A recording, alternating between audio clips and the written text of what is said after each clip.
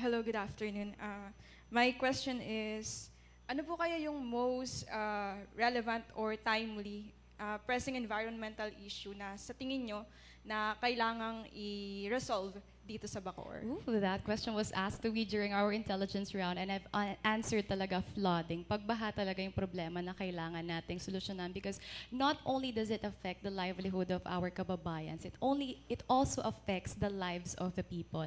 In what ways? Una, livelihood, because if you are a fisherman, if you are a farmer, kapag bumaha, the crops, yung kabuhayan natin naapektuhan kagad siya, because it affects, once the livelihood is affected, it also affects your way of living. That's why it's really important to be disaster resilient in such a way na makakabangon agad yung mga kababayan natin. Because kung patuloy lang ang pagbaha, paulit-ulit lang din yung problemang mararanasan ng mga kababayan natin.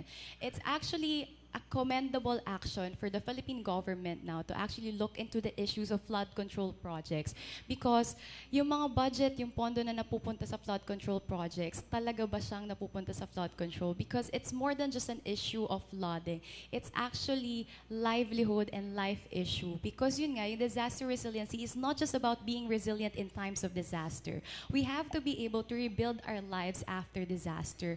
At yun nga yung na-explain natin. If bumabangon pa lang yung kababayan natin after ng isang disaster and may paparating na naman, they will not be able to bounce back stronger. So yun yung goal natin, that whatever disaster comes our way, hindi tayo nagsusurvive.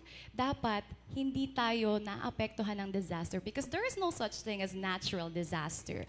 There are natural calamities, pero disasters, naiiwasan siya if we are prepared and if we are actually ready to face natural calamity. So that is one project that dapat pinagtutuunan ng pansin ng gobyerno, because if we want to be disaster resilient, then our people should be safeguarded from these natural calamities and not disasters. Thank you.